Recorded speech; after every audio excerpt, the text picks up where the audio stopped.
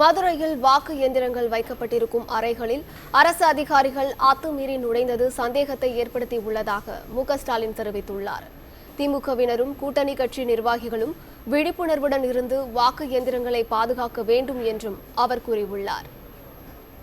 திமுக தலைவர் மு.க.ஸ்டாலின் வெளியிட்டுள்ள அறிக்கையில், மதுரை மருத்துவக் கல்லூரி வளாகத்தில் உள்ள வாக்கு எண்ணிக்கை மையத்தில் மின்னணு வாக்குப்பதிவு இயந்திரங்கள் வைத்திருக்கும் அறைக்குள் பெண் தாசில்தார் உள்ளிட்ட அதிகாரிகள் சிலர் அதிகாலை 3 மணி அளவில் உள்ளே நுழைந்ததாக குறிப்பிட்டுள்ளார். 2 மணி நேரத்திற்கு மேல் அங்கேயே இருந்து வாக்குப்பதிவு இயந்திரங்களில் முறைகேடுகள் செய்வதில் அவர்கள் ஈடுபட்டார்கள் என்பது அதிர்ச்சி அளிக்கிறது என்றும் அவர் தெரிவித்துள்ளார். துப்பாக்கி ஏந்திய துணை ராணுவத்தினரின் முழு பாதுகாப்பில் இருக்கும்போது அரசு அதிகாரிகள் அத்துமீறி நுழைந்ததும் முறைகேடுகள் செய்ததும் பெரும் சந்தேகத்தை ஏற்படுத்தியுள்ளதாகவும் அவர் குறிப்பிட்டுள்ளார். துணை ராணுவத்தினரின் பாதுகாப்பில் உள்ள மின்னணு வாக்குப்பதிவு இயந்திரங்களை தலைமை தேர்தல் அதிகாரியால் பாதுகாப்பாக வைத்துக் கொள்ள முடியவில்லை என்பது கடும் கண்டனத்திற்குரியது என்றும் மு.க.ஸ்டாலின் கூறியுள்ளார்.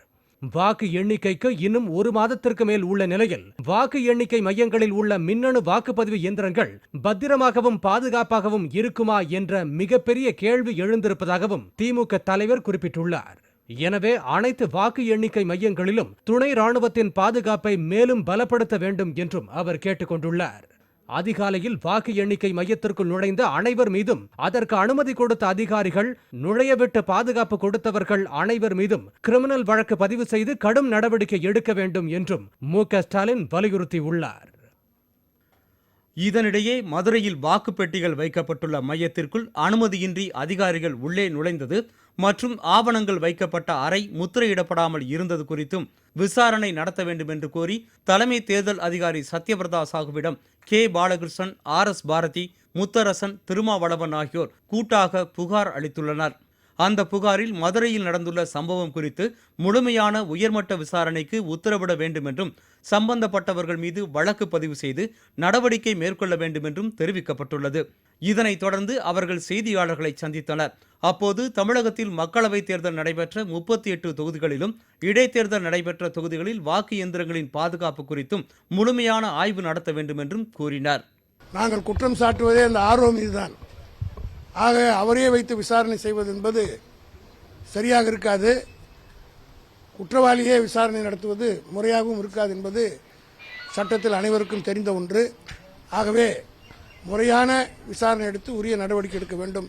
வாக்குப்பதிவு எந்திரங்கள் பாதுகாப்பாக வைக்கப்பட்டிருக்கின்றனவா, அவை வைக்கப்பட்டிருக்கிற அறைகளில் முத்திரையிடப்பட்டிருக்கின்றனவா என்பது குறித்தும், அதேபோல அந்த ஆவணங்கள் வைக்கப்பட்டிருக்கிற அறைகள் அவை முத்திரையிடப்பட்டு பூட்டப்பட்டிருக்கின்றனவா என்பது குறித்தும் ஆய்வு செய்ய வேண்டும்.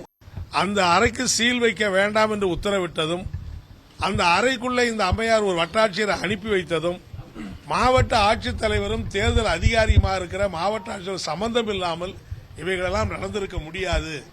எனவே இது சம்பந்தப்பட்டவர்கள் ஒரு முழுமையான விசாரணைக்கு உத்தரவிட வேண்டும். இது ஜனநாயகத்திற்கு மிகப்பெரிய பேராபத்து. அதை கண்டுதான் நாங்கள் அச்சப்படுகிறோம். ஜனநாயகம் காப்பாற்றப்பட வேண்டும் என கருதுகிறோம்.